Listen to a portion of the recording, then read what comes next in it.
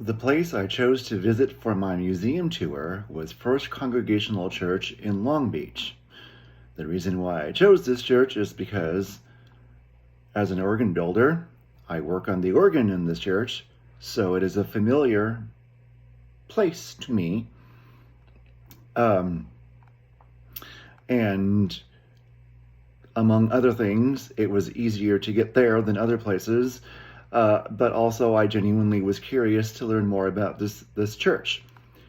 Um, the things that I did learn that I did not know, in all the years that I've been working in this church, I did not know there was a chapel. And so being shown the chapel for the very first time was actually very exciting for me because I had never been in that room. And I love exploring all the nooks and crannies of a building. I love architecture. I always have. And seeing where this corridor goes and what happens if you go through down that hallway or whatnot. The things that also I learned that were kind of surprising is we always hear of the three famous rose windows, and then there's a succession of 6 very beautiful stained glass windows, 3 on in the one side of the building, and then 3 on the other side of the building. Some of them are original, but all of them are not. And in my presentation, I did show one of the original windows that was replaced, simply because somebody who had money wanted to dedicate a stained glass window in the memory of one of their loved ones. So the window was replaced, but these windows that have been replaced were not destroyed. They have been preserved, and they are downstairs in the dining hall, and I am showing a picture of one of those windows in my presentation. Also, the other thing that is not immediately apparent when entering the building, but is sometimes the case, but not always. More often than not, the organ installation comes in much later than the building of the church. The church was built in 1914, and I believe, from what my boss Sean tells me, the man that I work for, there was a smaller organ. I don't know anything about the previous installation, but this current organ that is in the building is a Moeller, and they're from Hagerstown, Maryland, on the East Coast.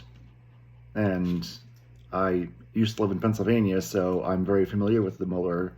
In fact, I have one in my house, a small practice home pipe organ. But the organ was not installed until 1956. So quite a few years later, about 40 years later or so, that the current installation of the organ happened after the building of the church. And then in my presentation, just some things that you would normally find. All of the furniture pieces are original to the church. They were made specifically for the interior of that building.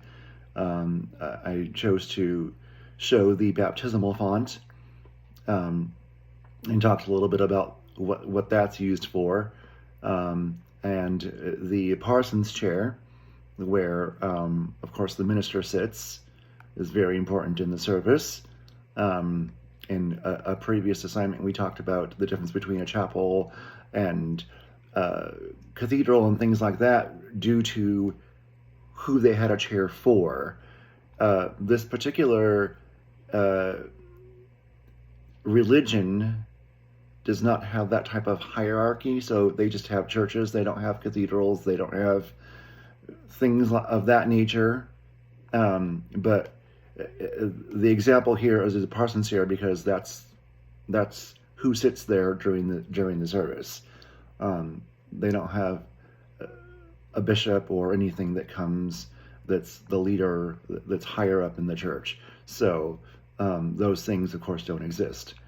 Now, the one thing that I was surprised to find, and I don't know a lot about the beliefs of this particular religion, but the altar that I showed a picture of in the chapel has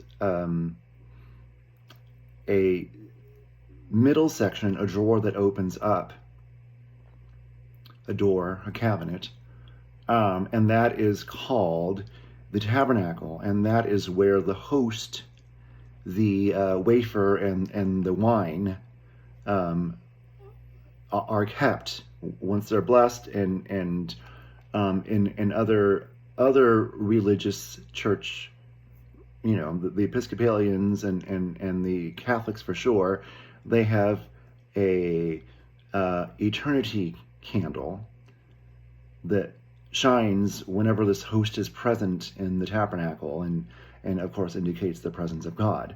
And of course we talked about bowing before the altar and stuff. These things are only necessary and are only done when the host is present, because that again is the presence of God. So if the host is not present, then the eternity light is not lit, and you don't have to bow in front of the altar. So these are just some things that I talked about in my presentation about this particular church. It was fun to do this project for me because, again, I've been working in this church for about 5 years now, actually, off and on, working on different parts of the organ. One thing that you'll notice, perhaps, is I do show a picture of the organ, and if you notice in that particular picture, there are pipes in the curved section on the right, but in this particular photo, the pipes are missing in the left section. That's because we've taken them out. We're working on that section currently, and I spent the entire week prior to my museum visit working in the church. So when Dr. Curry suggested that might be a place to go to, I said, oh my goodness, I had to go, and of course they were only too happy to let me come in and take pictures and whatnot. So this was a very fun project for me. I enjoyed it, and I hope you enjoy. Thank you so much. All right.